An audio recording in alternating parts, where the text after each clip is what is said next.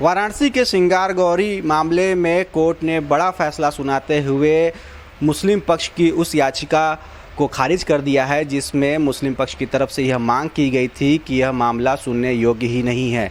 इसके बाद तमाम मुस्लिम संगठनों की तरफ से इस फैसले पर नाराज़गी और निराशा जाहिर की जा रही है।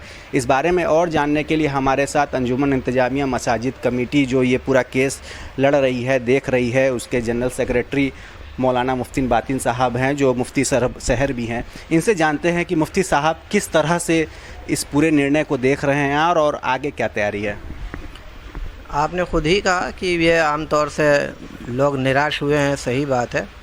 बहुत ही तकलीफ़देह और निराशजनक ये फ़ैसला है और फिर इसके बाद हमें कानूनी प्रक्रिया को अपनानी है और हम आगे की राह अपनाएंगे। हाई कोर्ट हम जाएंगे और अभी हमारे जो वकील हैं उनको जजमेंट की अभी कोई कॉपी नहीं मिली है अभी, तो कॉपी आने के बाद फिर उसको देखा जाता है कि एक ऐसा मैटर जिसमें जितने बड़े से बड़े वकील, यहाँ तक के सुप्रीम कोर्ट के रिटायर्ड जज भी यही कह रहे हैं कि ये याचिका लेने लायक नहीं है, सुनने के लायक नहीं है और ये मसला उठाने लायक नहीं है।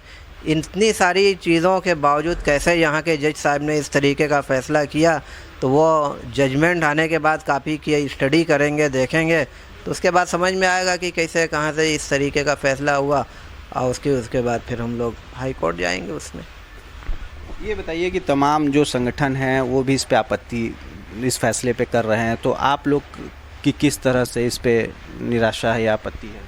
बिल्कुल, जितने संगठन हैं जो इंसाफ पसंद हैं और समझते हैं कि भाई कानून भी कोई चीज़ होती है और कानून का बोलबाला होना चाहिए, तो उतने सभी लोगों को इस पर आपत्ति है। तो भाई मुझको भी आपत्ति है, लेकिन बहरहाल कोर्ट का फ़ैसला है तो हम जो कानूनी जो प्रक्रिया है हम उस प्रक्रिया के कानून के दायरे में रह कर आगे की हम उसका देखेंगे, उसको करेंगे। सबसे अहम बात यह है कि एक कानून जिसको संसद में बनाया जाता है 1991 प्लेसेस ऑफ वर्शिप एक्ट, जिसके तहत बार बार ये कहा जाता रहा, आप लोग का भी दावा रहा कि ये एक मामला सुनने लायक ही नहीं है।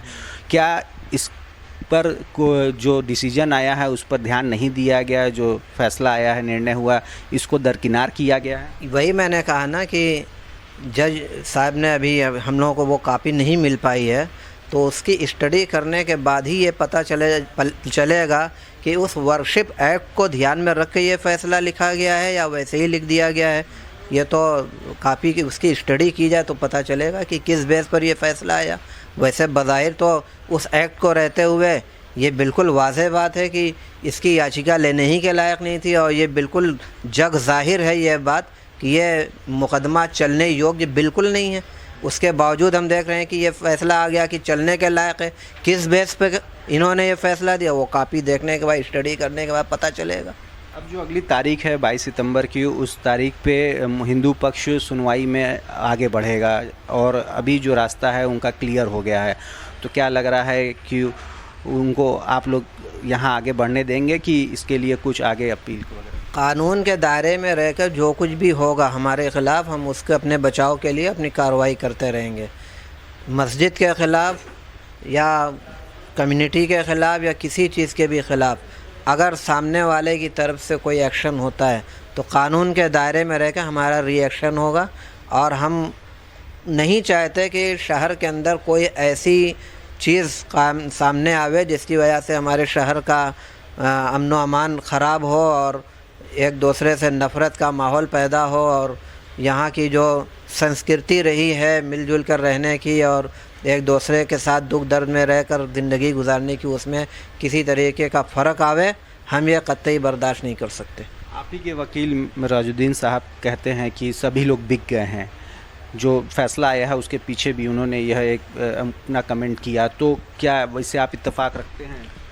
अब ना तो हमने मिराजुद्दीन साहब का बयान सुना है और ना ही हम अंदर की बात जानते हैं कि कौन बिका है और कौन ख़रीदा गया है।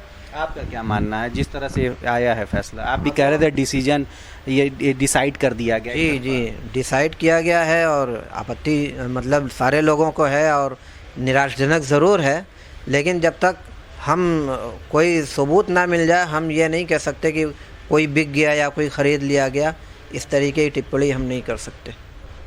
तो ये थे हमारे साथ मुफ्ती बनारस और अंजुमन इंतजामिया मसाजिद कमेटी के जनरल सेक्रेटरी, जिनका साफ कहना है बगैर सबूत के वो ये नहीं आरोप लगा सकते हैं किसी पर कि कोई बिक गया है। अभी तक का जो रास्ता है वो कानून के दायरे में रहकर इन्होंने अख्तियार किया था और आगे भी हाई कोर्ट का दरवाज़ा खटखटाएंगे। और इनकी यह भी अपील है और यह चाहत है कि शहर का जो अमन है, चैन है, वो बरकरार रहे। रोशन जायसवाल।